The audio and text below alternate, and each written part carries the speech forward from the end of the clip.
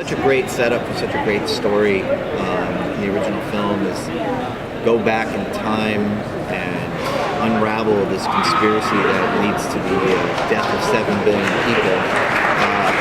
And what's amazing about that original story, which we kept for the show, is our main character is the last guy you'd expect to go on such a mission. You know, he's a bit of a victim of circumstance, and the time travel, which we've also kept from the movies, they're just not good at it. They don't know how it works. It's like the Apollo program of time travel. So that's the reason that there's 12 monkeys. There's so much such a great launching platform. It's about choices, the things that we've done, whether to go back and witness successes or mistakes, and the ability to alter them in some way, I think is a universal appeal.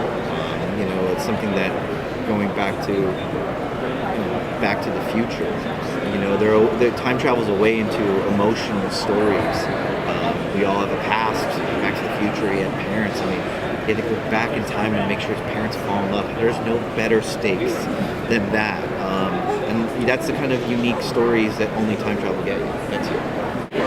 Now, are there certain things that you envision, like say a couple seasons ahead, that you already have planned out? We know how the entire series ends. We know the last moment of the show.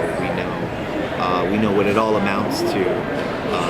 We had been developing this for 4 years before the script was bought, and then even continued to develop the series once we shot the pilot. And then once we had the first season, we were like, we know what the show is. So we feel pretty fortunate to know where we're going. From seeing other time travel kind of shows, anything that kind of inspired this too? Other than just the movie? Absolutely. I mean, if you didn't have Back to the Future and Star Trek The Next Generation and Lost and Doctor Who, you couldn't tell. The audience might not be ready for this, but because now they have, and it's sort of, everybody gets it, you can do lots of things. And it's a great shorthand in the writer's room to be like, hey, what if we did, First Contact? Or what if you're doing this kind of the time travel has to be emotional to work, and so many great time travel stories do that. It's impossible not to be inspired.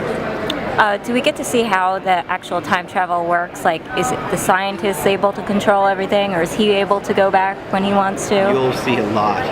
You'll see a lot of our time machine. It's the coolest set ever, and yes, it's a major part of every episode, starting in the top of episode 2.